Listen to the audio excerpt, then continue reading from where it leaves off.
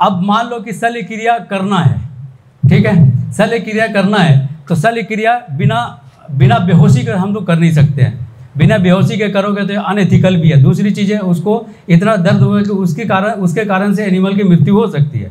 तो क्या करते हैं, जैसे बड़े जानवरों में क्या करते हैं, इंजेक्शन रखते हैं हम लोग लिग्नोकेन का, जो उसको सुन्न करते हैं। सुन्न करने के लिए जैसे हम लोग जाते हैं ना दांत दिखाने के लिए, वहाँ स्प्रे कर देता है, ठीक है, या किसी पार्ट को सुन्न करना है तो हम वहाँ क्या यूज करते हैं, वहाँ ह्यूमन वाला ही यूज होता है। इसमें भी वो आता है 2% लिग्नोकेन, 30 ml का वायल आता है, 30 ml का 2% लिग्नोकेन। अगर उसको जहाँ पर ज़्यादा दर्द हो रहा है और वहाँ पे हमको लगता है कि इस जगह को हमको बांधना पड़ेगा, तो वहाँ पर आप थोड़ा सा सिरिंज में भर के उसको वहाँ पर इन्फिल्ट्रेट कर सकते हो, वहाँ पर इंजेक्ट कर सकते हो उसी पार्ट में जिस जगह पे आपको काम करना है, ठीक है। जनरली लार्ज एनिमल में, गोट में, बकरे में या फिर गाय भैंस में हम लोग लिग्नोकेन ही यूज करते हैं। जनरल एनेस्थीसिया बहुत कम यूज करते हैं, क्योंकि जनरल एनेस्थीसिया का लार्ज एनिमल में अलग अलग डिसएडवांटेज है।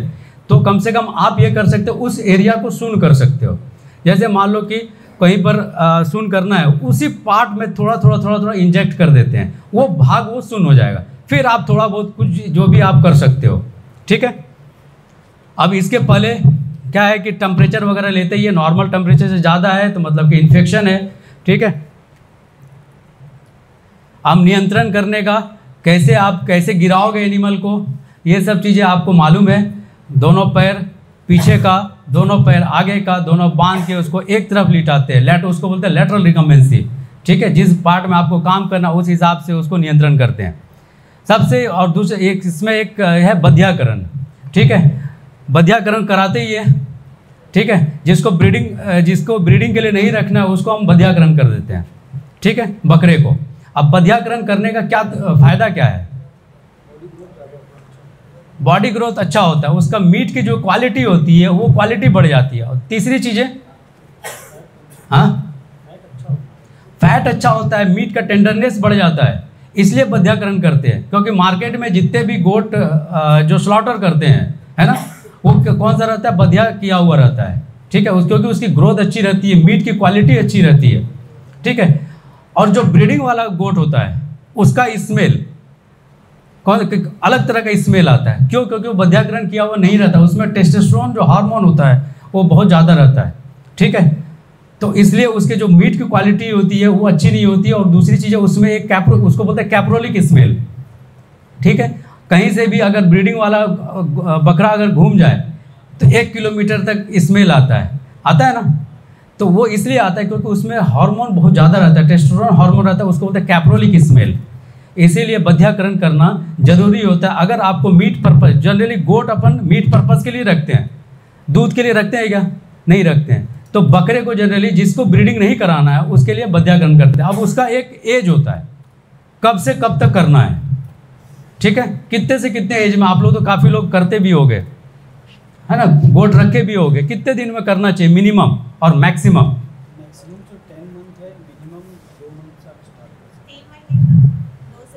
2 से 3 में। जनरली अपन क्या करते हैं, जो साइंटिफिकली ये है कि 4 वीक से लेके, मतलब 1 मंथ से लेके, है ना, 8 वीक तक कर सकते हैं। 8 वीक मीन्स 2 मंथ या 10 वीक तक कर सकते हैं। बाद में क्या होता है कि जो अब ये इसलिए बोला जाता है कि इसमें आपको ओपन सर्जरी करने की ज़रूरत नहीं है। एक कैस्टेटर होता है, बूडीजो कैस्टेटर, ठीक है। ये जो देख रहे हो पिक्चर में, ये बूडीजो कैस्टेटर है। ऊपर वाला तो बड़े जानवर के लिए यूज करते हैं, काफ के लिए, और नीचे वाला छोटा है बूडीजो कैस्टेटर, ठीक है। उसमें हम लोग यूज करते हैं। उसमें क्या करते हैं, जो उसका स्क्रोटम होता है, स्क्रोटम को नीचे खींचते हैं, ठीक है। आपको दोनों टेस्टिकल का एक स्पर्मेटिक कॉर्ड मिलेगा, ठीक है। 2 स्पर्मेटिक, दोनों के लिए अलग अलग कॉर्ड रहता है। कॉर्ड किसको बोलते हैं? जैसे रस्सी जैसा है ना। उसमें स्पर्मेटिक आर्टरी होता है, स्पर्मेटिक वेन होता है, ठीक है। उसमें एक मसल्स भी होते हैं। तो उसको क्या करते हैं कि बूडीजो कैस्टेटर से क्रश करते हैं, 2 बार क्रश करते हैं 2 जगह पे, ठीक है, हाफ करके। आप देख रहे हो एक तरफ, उसमें पिक्चर में आप देखो कि एक तरफ का पहले उसको आप स्क्रोटम को नीचे खींचते हैं, आपको फील होता है एक कॉर्ड जैसा फील होता है। वहाँ पर बूडीजो कैस्टेटर लगाते हैं, उसको क्रश करते हैं। उसके ठीक ½ सेंटीमीटर ऊपर फिर और एक बार क्रश करते हैं, ये कंफर्म करने के लिए। और मिनिमम 1 मिनट आपको क्रश करके रखना है, दबा के रखना है। एक तरफ कर लिया फिर दूसरी तरफ करते हैं। और बेस्ट तरीका ये होता है कि आप एक बैंडेज पहले स्क्रोटम को खींच लिया और कॉर्ड के ऊपर पतला एक बैंडेज लगा देते हैं ताकि उसमें इंजरी ना हो। ठीक है, अगर यही आप 10 वीक के या 15 वीक के बाद करते हो तो क्या होता है, कॉर्ड मोटा हो जाता है। ठीक है, उसमें इंजरी के चांसेस ज़्यादा रहते हैं। फिर क्या होता है, कर लिया, ठीक है, बड़े एज में जब कर लेते हैं तो फिर स्क्रोटम में स्वेलिंग आने लगता है। ठीक है, क्यों? क्योंकि कॉर्ड काफ़ी थिक हो जाता है, उसमें इंजरी, इसमें भी इंजरी होती है बट इसमें इंजरी कम होती है क्योंकि कॉर्ड पतली रहती है। इसीलिए स्टार्ट करने का तरीका ये है कि 4 वीक के बाद, 4 वीक से लेके 8 या 10 वीक तक आपको कर लो, जिसका भी करना है। अगर मान लो बड़ा हो गया, उसके बाद आपको लगता है कि हमको इसको बधियाकरण करना है, ठीक है, फिर ओपन मेथड से करते हैं। ओपन मेथड से क्या करते हैं, बीच में स्क्रोटम के बीच में चीरा लगाते हैं। ठीक है, उसका टेस्टिकल एक तरफ का निकालते हैं, उसको फिर बांधते हैं। जो कॉर्ड है ना, पहले क्रश कर रहे थे, अब उसको धागे से, एक आता है एब्जॉर्बेबल धागा आता है जो कि एब्जॉर्ब हो जाता है, कैटगट बोलते हैं या वैक्रिल बोलते हैं। ठीक है, अलग अलग तरीके का सूचर मटेरियल आता है, उससे उस कॉर्ड को बांधते हैं, फिर टेस्टिकल को रिमूव करते हैं। तो उसमें आपको ज़्यादा मेहनत है। क्यों? क्योंकि बकरे क्या होता है, बहुत सेंसिटिव होता है। कोई भी घोड़ा और बकरा, ये दो बहुत बीमारी के लिए बहुत ज़्यादा सेंसिटिव होता है ना। तो कम से कम बीमारी हो, इसलिए हम लोग क्या करते हैं, बूढ़ी कैस्टेटर से ही कैस्टेट करना ज़्यादा फायदेमंद है। ठीक है, ये आप 1-2 बार करोगे, खुद भी आप किसी डॉक्टर की ज़रूरत नहीं होती, कैस्टेशन खुद भी कर सकते हो, है ना। तो लेकिन आपका प्रॉपर एज होना चाहिए कि किस एज में आपको कैस्टेट करना है। ठीक है, ये मैं बताया था आप लोगों को अभी एट्रिस्टाइन है, जिसमें कि गुदा द्वार परमानेंटली बंद रहता है, शुरू से ही बंद रहता है, जन्मजात बंद रहता है। ठीक है, इसमें गोबर आता नहीं है।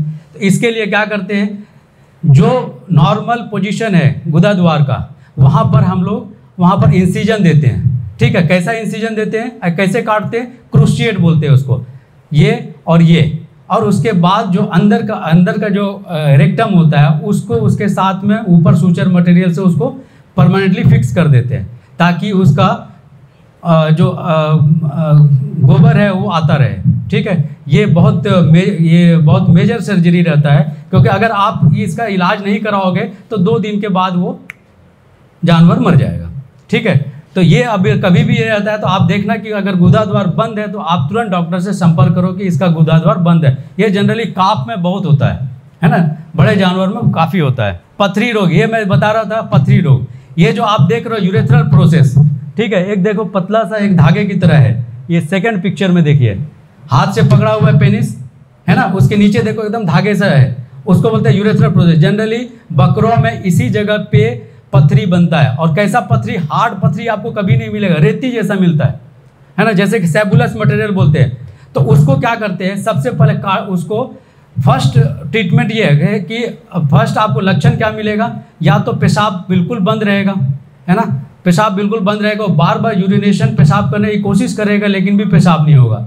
कभी कभी क्या होता है कि पार्शियल ब्लॉकेज होता है ना, कंप्लीट ब्लॉकेज नहीं रहता है, पार्शियल रहता है, तो उसमें बूंद बूंद पेशाब आएगा, बूंद बूंद पेशाब आएगा, तब भी उसका पेट बिल्कुल देखना फूला रहेगा, बार बार कोशिश करेगा और वो आवाज़ भी देगा।